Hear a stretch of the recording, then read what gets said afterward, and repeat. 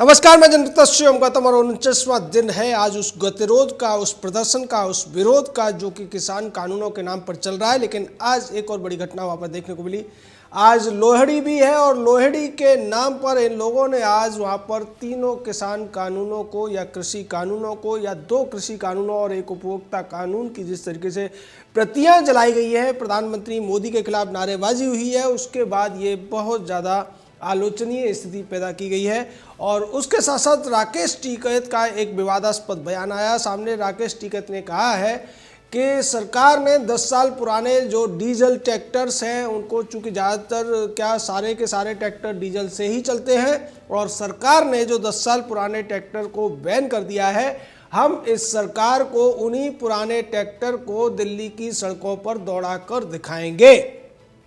आप समझ सकते हैं कि एक तरफ सुप्रीम कोर्ट का फैसला आता है, सुप्रीम कोर्ट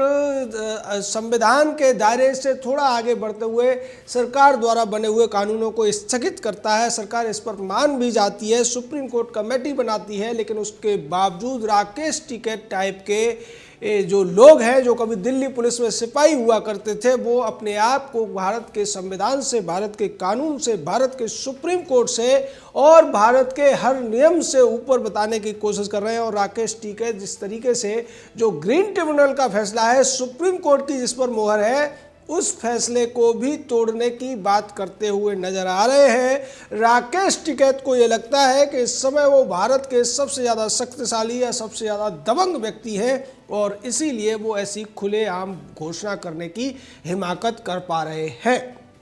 दूसरी तरफ वो किसान संगठन है जो आज लोहड़ी के नाम पर किसान कानूनों को जलाकर एक अलग तरीके का संदेश देने की कोशिश कर रहे हैं। उससे पहले जिस तरीके के बयान इन लोगों के आए थे और इन लोगों ने जो कमेटी सुप्रीम कोर्ट ने बनाई है उसको सरकार की कमेटी घोषित कर दिया और ये कह दिया कि जो चारों व्यक्ति हैं वो पहले से ही किसान कानूनों के पक्ष में हैं।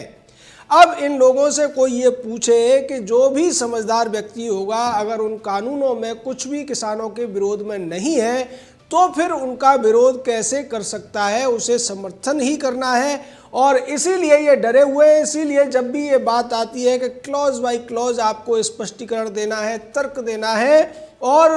वो कारण बताने हैं जिसकी वजह से आप इन कानूनों को काले कानून या फिर किसान विरोधी बता रहे हैं, लेकिन वो कारण अभी तक पिछले 6-7 महीनों में न तो इनके जो अगुआ हैं, जो संगठन के मिसलीडर हैं, जो मिसलीड करने वाले हैं, वो ढूंढ पाए हैं और ना ही उनको फंडिंग करने वाले लोग या फिर बाहर से समर्थन करने वाले, छुपकर बाहर करने वाले राहुल गांधी, सोनिया, अखिलेश या केजरीवाल टाइप के तथाकथित नेता, जो कि नेता कम है लेता ज़्यादा है। और उसके अलावा जो एनजीओवादी गैंग है योगेंद्र यादव का, मेघा पाटकर का, या जो दूसरे एनजीओवादी और कम्युनिस्ट लोग हैं हन्नन मोला जैसे, वो भी अभी इन कानूनों में खामियां नहीं ढूंढ पाए हैं तमाम कोशिशों के बावजूद। लेकिन फिर भी वो मानने को तैयार नहीं है, जिद पर अड़े हुए हैं और अन्य किसानों को या प्रदर्शनकारियों को भी उसी जिद पर अड़े रहने की वकालत करते हुए नजर आ रहे हैं।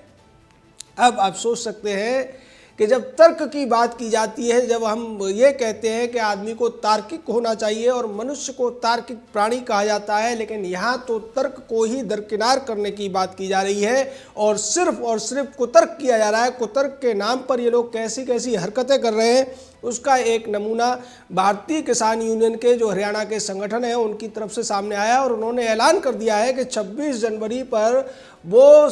नेताओं को तिरंगा नहीं फहराने देंगे। यानी कि जिस तिरंगे के लिए देश के हजारों लाखों लोगों ने कुर्बानियां दी, नेताजी सुभाष चंद्र बोस ने जिस तिरंगे के लिए INA इंडियन नेशनल आर्मी बनाई थी और उस आर्मी के जवानों ने अंग्रेजों के दांत खट्टे किए थे, हजारों लाखों करीब 8.5 लाख लोगों ने अपनी जान का बलिदान दिया था, तब आज़ादी पाई थी। हालांकि कहने वालों ने तो ये कह दिया था, गीत बना दिए थे कि ये जो आज़ादी है बिना खड़ग बिना ढाल मिली है, लेकिन 8 लाख लोग इस आज़ादी के लिए अपनी जान गंवा चुके हैं, बलिदान कर चुके हैं, ऐसा सरकारी रिकॉर्डों में भी दर्ज है। उसी आज़ादी के बाद जो तिरंगा फहराने का एक परंपरा चली आई है उसको तोड़ने की बात कर रहे हैं वो लोग जो अपने आप को इस देश का किसान कहते हैं, अपने आप को अन्नदाता होने का दंभ भरते हैं और अपने आप को धरती पुत्र होने का दावा करते हैं। वो ये कहते हुए नजर आ रहे हैं कि वो तिरंगा नहीं फहराने देंगे। अब आप सोचिए, ऐसी हरकतें पाकिस्तान और चीन के लोग करें तो मान लिया जाएगा कि वो अपने देश की हिफाजत के लिए ऐसा बोल रहे हैं,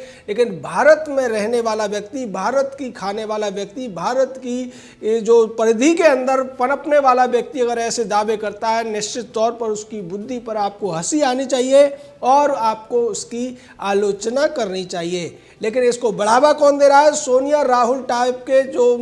बुझे हुए नेता हैं, या फिर केजरीवाल और अखिलेश यादव जैसे जिनके जो भविष्य है वो अंधकारमय हो चुके हैं। केजरीवाल तो हालांकि फिर भी एक शहर का मुख्यमंत्री है, शहर मुख्यमंत्री बना हुआ है। अखिलेश यादव की तो राजनीति पूरी तरह से लुट चुकी है। राहुल गांधी तमाम कोशिशों के बावजूद अपने आप को नेता के तौर पर पेश नहीं कर पाया। उसकी हालत तो ये हो गई है कि कांग्रेस पार्टी के ही जिला अध्यक्ष स्तर के लोग राहुल गांधी को खुलेआम गाली देते हुए भी नजर आते हैं। लेकिन उसके बाद में जो तथाकथित बुद्धिजीवी है या फिर जो तथाकथित प्रपंचकारी पत्रकार है, वो भी जिस तरीके से जो सुप्रीम कोर्ट का फैसला है उसकी गलत व्याख्या कर रहे हैं, उनके मुंह पर एक करारा तमाचा मारा है बार काउंसिल ऑफ इंडिया के चेयरमैन मनन मिश्रा ने। और उन्होंने स्पष्ट किया है, एक लंबा लेख लिखा है भारत के प्रबुद्ध नागरिकों के लिए, और उन्होंने कहा है कि सुप्रीम कोर्ट का जो आदेश है, सुप्रीम कोर्ट का जो फैसला है, उसका सभी लोगों को सम्मान करना चाहिए। और जो लोग 4 लोगों की जो कमेटी बनाई है सुप्रीम कोर्ट ने, उस पर सवाल उठा रहे हैं, उन्हें पहले अपने गिरेबान में झांकना चाहिए, क्योंकि प्रदर्शनकारी विरोध करने वाले किसानों में से भी 90% किसान और विरोध प्रदर्शन में शामिल लोग ये चाहते हैं कि इस सब को खत्म करके सरकार से बात की जाए, सुप्रीम कोर्ट की कमेटी से बात की जाए और सुप्रीम कोर्ट के फैसले का सम्मान किया जाए। लेकिन जो 10% लोग हैं जिनके क्षुद्र स्वार्थ इसमें छुपे हुए हैं, जो अपनी राजनीतिक रोटियां सेकना चाहते हैं, जो अपने दबे हुए वेस्टेड इंटरेस्ट के लिए यहाँ पर आए हुए हैं, अपने फायदे के लिए, अवसरवाद के लिए आए हुए हैं, केवल वही नहीं चाहते कि सुप्रीम कोर्ट के फैसले का सम्मान किया जाए और उस कमेटी के जो 4 मेंबर हैं उनके सामने अपनी बात रखी जाए। ये दावा जो किया है वो बार काउंसिल ऑफ इंडिया के चेयरमैन मनन कुमार मिश्रा ने किया है। निश्चित तौर पर उनकी बात पर आज उन्होंने ये भी कहा है कि अब प्रबुद्ध नागरिकों के आगे आने का समय है, वो आगे आएं और इन लोगों को समझाएं और इन लोगों को सुप्रीम कोर्ट का सम्मान करने की सीख दें, क्योंकि ये बेहद ज़रूरी है। सुप्रीम कोर्ट को भारतीय संविधान का संरक्षक कहा गया है। अगर उसका अपमान इस तरीके से होने लगेगा, निश्चित तौर पर फिर आप आम आदमी कहाँ जाएगा, किससे उम्मीद रखेगा। अब जब सुप्रीम कोर्ट ने एक परंपरा से अलग हटकर जिस तरीके का फैसला लिया, सरकार द्वारा बाकायदा संसद में पास किए गए, संवैधानिक तौर पर पास किए गए कानूनों को भी स्थगित कराने का काम किया और उसके बाद एक कमेटी बनाई विशेषज्ञों की, जिसमें निश्चित तौर पर 2 किसान नेता हैं और 2 कृषि अर्थशास्त्री या कृषि वैज्ञानिक हैं। वो अच्छी तरीके से कृषि को भी समझते हैं, कृषि विपणन की जो विधियां हैं उनको समझते हैं, किसानों की समस्याओं को समझते हैं और किसानों की समस्याओं को कैसे समाधान किया जा सकता है, कैसे किसानों की आय बढ़ाई जा सकती है, कैसे किसानों को बेहतर जिंदगी दी जा सकती है, ये चारों लोग अच्छी तरीके से समझते हैं। क्योंकि 2 लोग तो खुद किसान भी हैं, उनमें से एक राज्यसभा के सांसद रह चुके हैं, बहुत दिनों से, कई दशकों से वो किसानों के लिए संघर्ष कर रहे हैं। और ऐसी स्थिति में अगर ऐसे लोगों को सरकारी मुलाजिम या सरकारी कमेटी बताकर खारिज करने की कोशिश की जाएगी, निश्चित तौर पर इसके पीछे जो कुछ धारणा है, जो कुतर्क है, उस पर देश के नागरिकों को भी अब अपनी राय देनी पड़ेगी। जैसा कि पहले भी कृषि मंत्री से मिलकर तमाम कृषि संगठनों ने, तमाम किसान संगठनों ने इन बिलों पर समर्थन दिया था और ये कहा था कि जो बिल है उससे ज़्यादातर किसानों का फायदा होना है। और इस बात को सुप्रीम कोर्ट में भी उठाया गया था कि जो लोग प्रदर्शनकारियों में शामिल हैं उनके पीछे कुछ ऐसे लोग भी हैं जिनका मकसद देश को तोड़ने का है। खालिस्तान समर्थक गुट भी उसमें शामिल हुए। इस बात की पुष्टि न केवल सरकार ने की बल्कि पंजाब की सरकार ने भी की, जिसने इन किसानों को दिल्ली भेजा था, जिसने दिल्ली भेजने के लिए किसानों के लिए फंडिंग तक की थी, तमाम उपाय किए थे। और कांग्रेस पार्टी जो इस आंदोलन को शुरू से भड़का रही थी, वो भी खुलेआम उसका सांसद कह चुका है कि इसमें कुछ अराजक तत्व भी घुसाए हैं।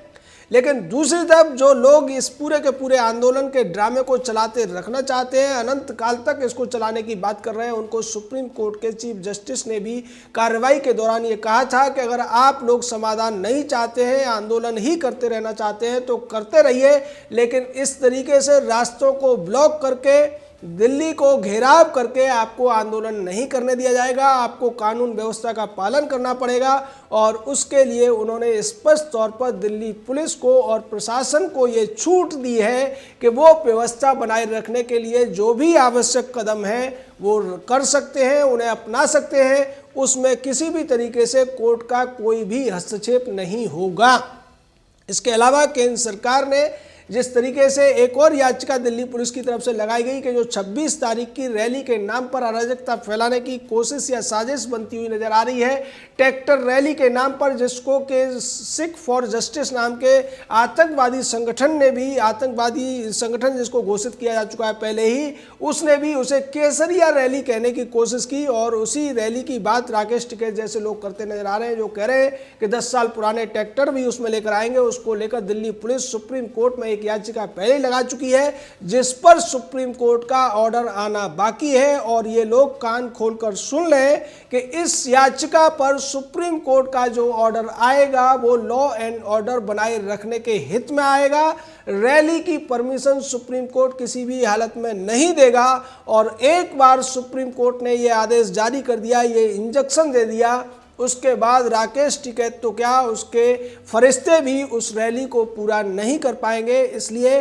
बेहतर यही होगा कि ये देश हित में, समाज के हित में, राष्ट्र के सम्मान के हित में इस रैली का जो एक अनावश्यक आह्वान करते हुए नजर आ रहे हैं, ये उसका संविधान का सम्मान करें, संविधान दिवस का सम्मान करें और उस रैली की घोषणा को वापस लें। जय हिंद, जय भारत।